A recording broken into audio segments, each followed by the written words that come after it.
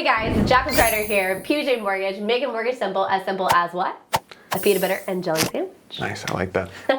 This is Zach Pedicus of the Zach Pedicus Agency with Farmers Insurance, and he is here with me today, and we're talking a little bit about mortgage, homeowners insurance, and how they kind of correlate and correspond.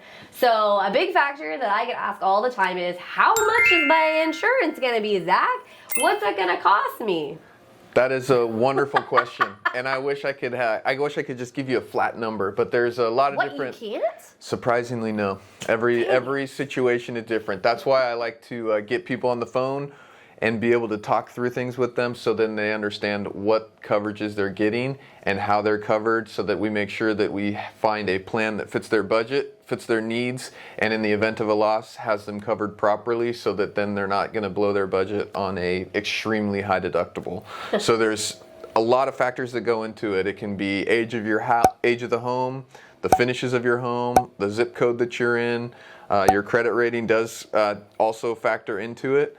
But the main thing that I want to do is make sure that you have the proper amount of coverage and then a deductible for the different types of losses that you have that you're comfortable with. So the higher your deductible, the lower the premium's going to be. The lower your deductible, the higher the premium's going to be. That's just the simple way of putting it, based on the amount of risk that the insurance company is going to take. So obviously the lower the amount of money that's going to come out of pocket in the event of a loss, that's the more risk the insurance company is taking. So right. You're going to pay a higher premium on the front end, but then in the event of a loss, you pay less. So it's just kind of a risk reward for the consumer on where they want to pay their money. Either.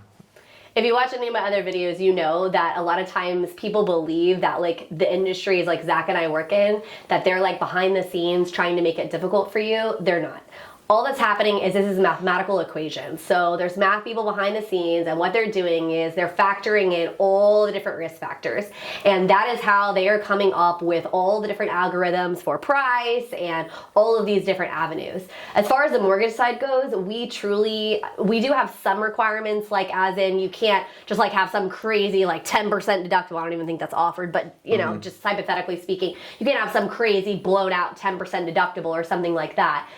We do care a decent amount about the price because it can factor in for our side on if you actually qualify, right? So that is definitely a piece of the puzzle for us. But we also want to make sure that you're not going to put yourself in a bind. And so most mortgage professionals, you know, you can pick whoever you want for your insurance provider, but a lot of us will recommend somebody that we know is actually going to have those conversations with you and is going to make sure that you don't just get blindsided by, oh my gosh, a fluke happened and my house got struck by lightning and it burned to the ground. And now I didn't realize I was having to come out with 2 or 3% or whatever of that amount, which, I mean, with house values going up a lot, I mean, that can be to the tune of, you know, 12, 20 grand. I mean, it can be a lot of money, right? And a lot of people don't just have that kind of cash like laying around. I will personally say that one of the most important factors I would recommend is, however conversation you have with your agent, etc., definitely make sure that that's an amount of money that you're going to hold in the bank, right? Because you never know what's going to happen and when it's going to happen. So you hope and pray, and I do too, that never happens. Right. That you never have to use it. You pay it all the time and you just don't have to use it. Insurance is a weird thing that way. Yep. It's like you're praying that you don't yep. have to use it even though you're paying for it. Yeah, exactly. Yes. Right? But you're going to be extremely happy you do have it at that off chance where you then have to use it. Because if you don't, then you're going to be in a lot worse spot than you would be otherwise. So I'm going to ask you a question because this comes up a lot. So the hard part with insurance, no different than mortgage, right, is like when people ask price. So like no different when anybody asks me about a rate. There's so many different pieces that factor into it, that come up with it. And I will say that from my experience of what I've seen is one of the biggest factors is the actual way things are covered, like the replacement cost versus actual cost, etc. Yep. So maybe can you sort of explain what the differences are and why one may be a little more expensive than the other? Absolutely. So there's a few different things that we can get into here. So on the way things are covered, so there is a all perils versus named peril. So for instance, an all peril policy or all risk policy, basically everything's going to be covered unless it's specifically excluded. So there's a wider array of coverage for you. And then there's a named peril where it's only covered if it's named in the policy. And if it's not named in the policy, then it's not covered. So there's two different ways to cover that. It's two different ways to skin a cat, I guess you could say. But a all risk policy provides you more coverage. So that policy will be a higher value, a more expensive policy for you. And then on the side of how things are actually paid out, there's actual cash value, replacement cost, and then scheduled is basically what actual cash value is. But scheduled and actual cash value basically pays you out in the event of a loss at a depreciated amount. So it's like let's take a TV. Your TV is a 55-inch TV that costs $500. It's 6 years old. You have a fire in your house, your TV's out, it obviously is destroyed. If you have an actual cash value policy, you're only going to get a depreciated amount for that TV. Let's call it $250. Probably but if you not have, even that. Right. Like but this. If you have a replacement cost policy, you'll get the full $500, replace that TV as if with a brand new TV. Right. So replacement cost policy is going to be higher premium, but you're going to see that money on the back end in the event of a loss. The actual cash value will cost you less on the premium side, but you're also not going to be covered as well in the event of a loss. Yeah.